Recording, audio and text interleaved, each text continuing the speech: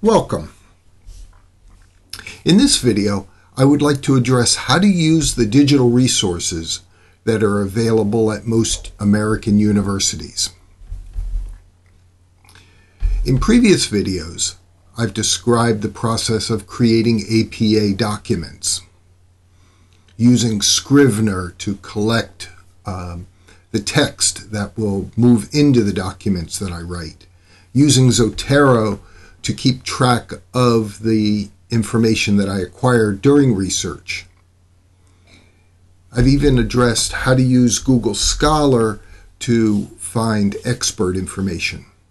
But in this video, I'm going to take a different tact. I'm going to describe how to use a university's digital library resources to acquire expert information most efficiently. Here I'm displaying the interface to the search function for a university library's digital holdings. I've removed some identifying graphics and ancillary material just to make the screen a little more clear. Your institution probably has a digital interface to its card catalog. And this interface is likely available to you from any internet-connected computer, whether it's on campus and logged into the campus network, or from home and accessing the library remotely. So you'll have to ask your librarian what login information is necessary if you were to attempt to access your institution's database from home. I'm going to search for information related to privacy and social media.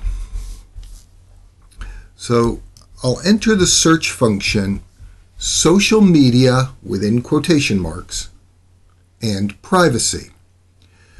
By putting social media into the quotation marks, I'm indicating to the search function that I am looking for the phrase social media, not just the word social or not just the word media, but the phrase social media and the single word privacy. Here I can choose to search by keyword, or I can search just the title, or I can search by the author. Now, I know of no author named social media privacy. There may be a title with these words in it, but it's more likely that I'll find useful information if I search by keyword. These keywords are assigned to each element within the digital library, and they're used by scholars to narrow the search function and to more quickly acquire information relevant to the research interest. I have executed the search function for the phrase social media and the word privacy, using the searching within the keywords of items within the library. I'm going to further limit my search to more recent information. So I'm going to change the search range. In this case, it's from 2001 to 2022. I'm going to change it to just the last 5 years. So from 2017 until 2022. And I'm only interested in items that are available in full text here within the library. So I'll check that box. This prevents me from finding information that appeals to my research interest, but would require me to ask the librarian to acquire a copy. And I only want scholarly, often referred to as peer-reviewed material. Now, what I've observed in doing research within university libraries, When I pick the option for scholarly, or sometimes it's called peer-reviewed, I don't always get just peer-reviewed articles, but I do get fewer magazine articles, newspaper articles,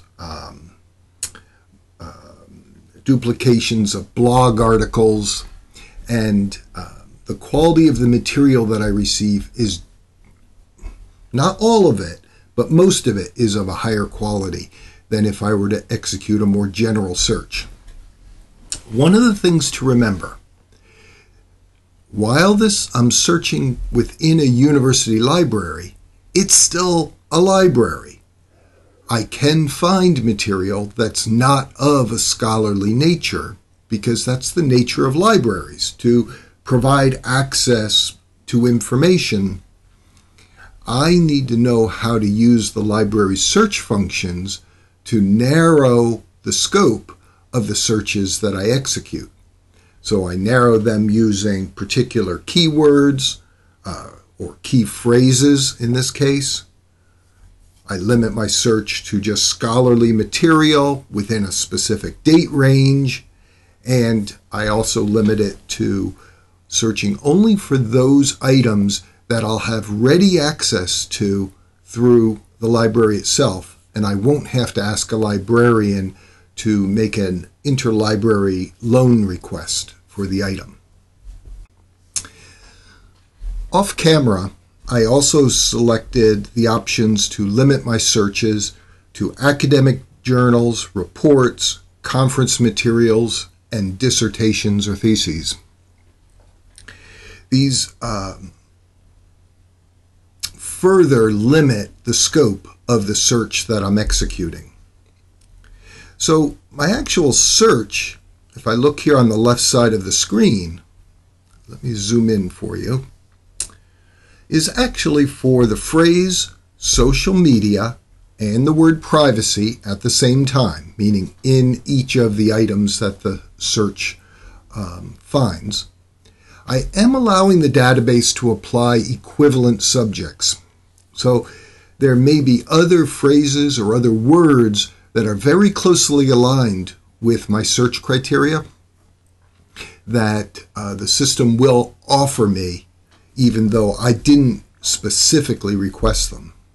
I'm looking for full-text articles written in scholarly or peer-reviewed journals in the range of 2017, beginning of the year, until 2022, end of the year.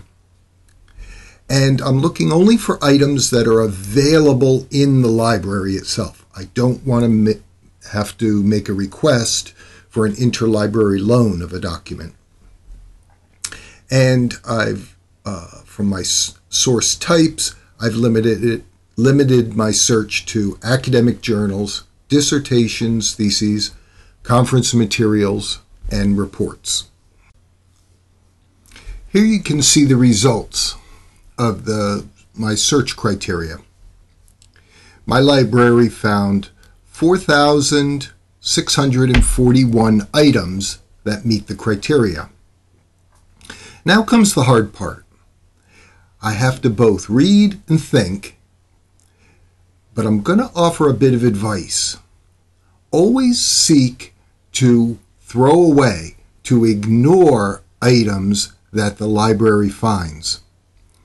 Don't assume that just because the search found an item, that item will be appropriate to your research needs.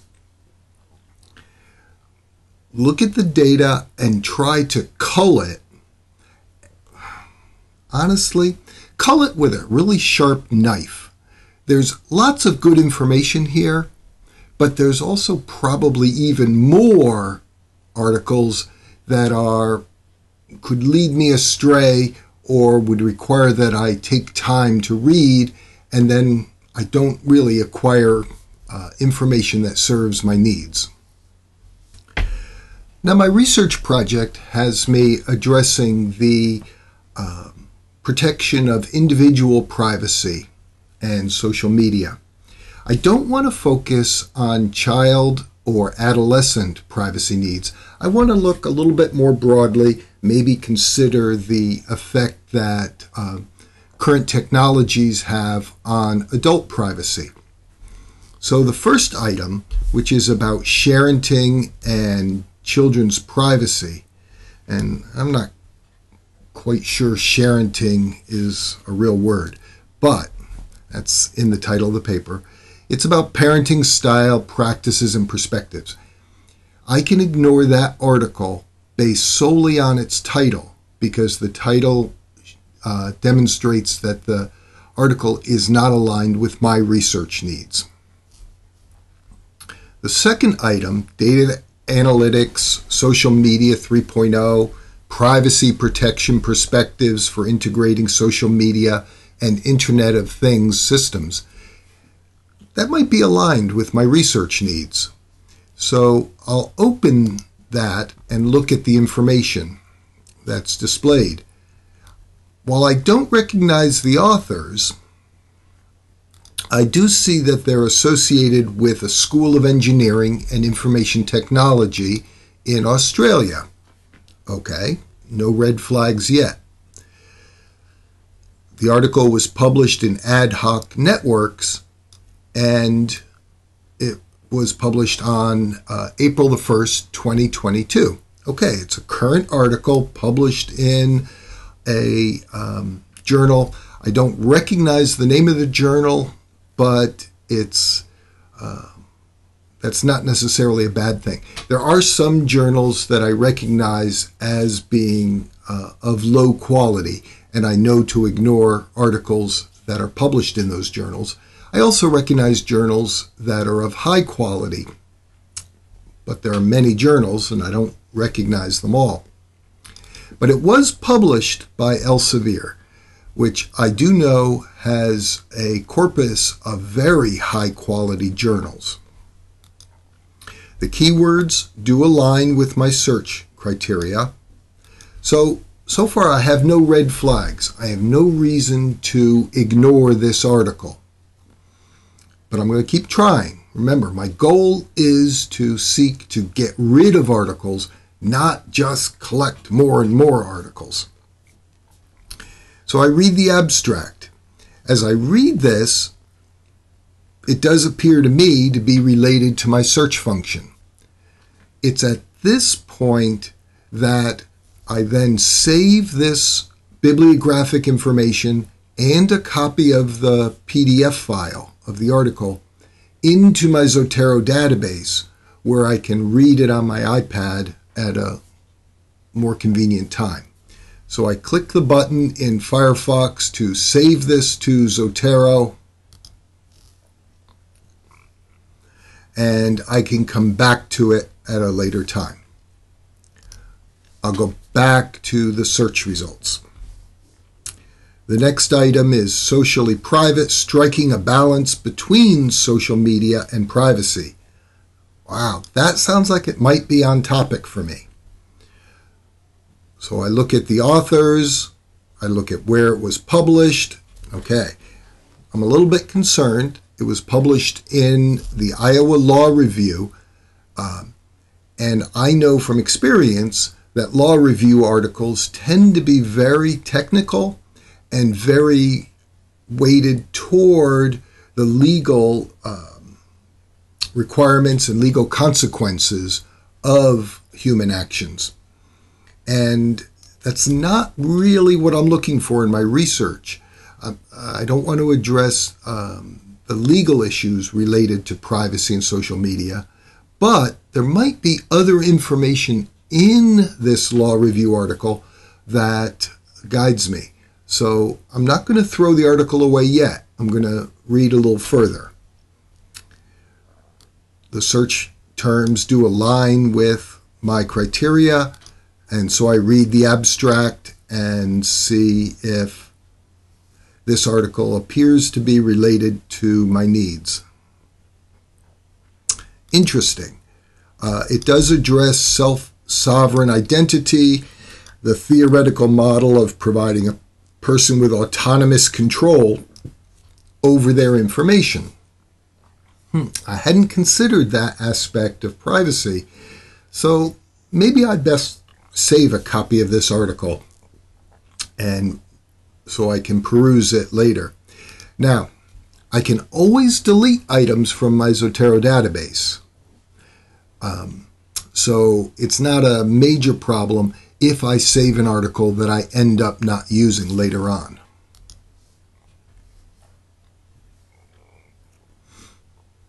The next item is privacy protective behaviors in mediatized domestic milieu, parents and the intra and extra systemic governance of children's digital traces.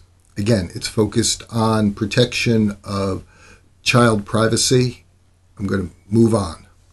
A comprehensive study on privacy and security on social media. That sounds interesting, except I've run into a problem. The problem that I've run into with this item, a comprehensive study on privacy and security on social media, is that my library may not have direct access to a copy of the PDF file. So my library database is suggesting that I should request this article through interlibrary loan. Now, I sought to minimize interlibrary loans through my search criteria, but databases sometimes don't give us just the results we want. But there's a full text finder option.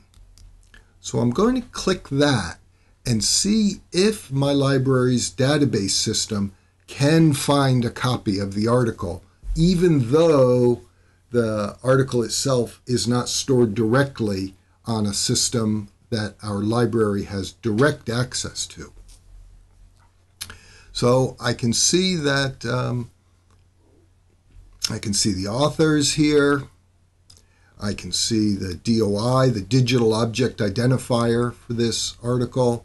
I can see its keywords. I can see the abstract. And there's a link here to the PDF file. Let me see if it works. Sometimes it does, sometimes it doesn't. I now have an option to download. And sure enough, I was able to get a copy of the PDF, even though the library database didn't think it had direct access to the article through the find. Oh God, what was that called?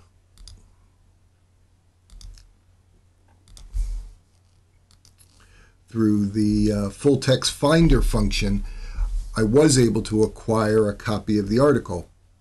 And here I'll read the abstract. Cool. Okay. It sounds on topic for my research needs. Let's save it into Zotero. And then I progress through the list of items, always seeking to ignore articles, not find articles. I've already found 4,000, how many was it? 4,641 articles. I need to cull through them and just keep the wheat instead of the chaff. So my search in the library database found a few articles. Normally, I continue searching until I've found 10 or 12 articles, and then I take a break from searching and I start considering each of the articles in more detail. But here I'm going to jump ahead and show you how I go about deciding, now that I've saved this article into my Zotero database, should I keep it or should I delete it from the database? So I've opened one of the articles that I found. Let me zoom in just a little bit. And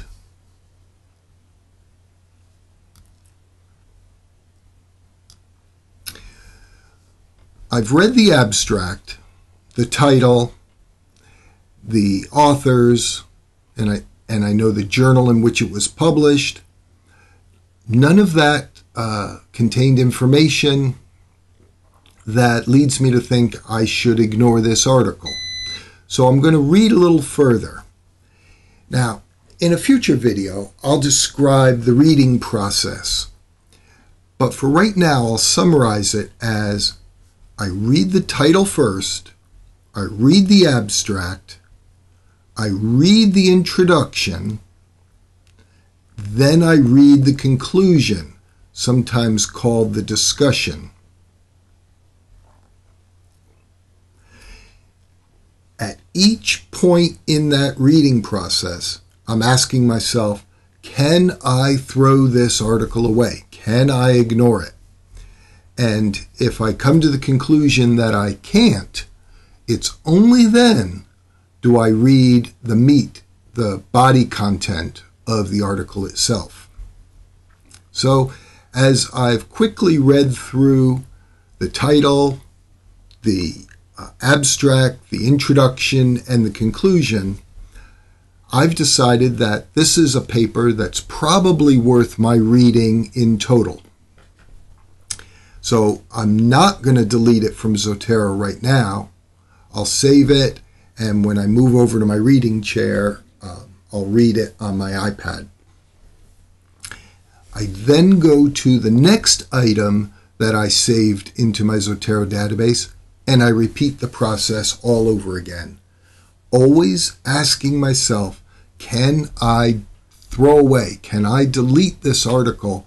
Or should I invest the time in reading the whole thing to acquire information? I hope this video contained information that will help you. Searching for expert information in a university library is a process that we each must learn. Some of it's intuitive, but a lot of it is skill-based, and we have to practice these skills. How do we use the databases that are available to us? When is it appropriate to ask a librarian for assistance?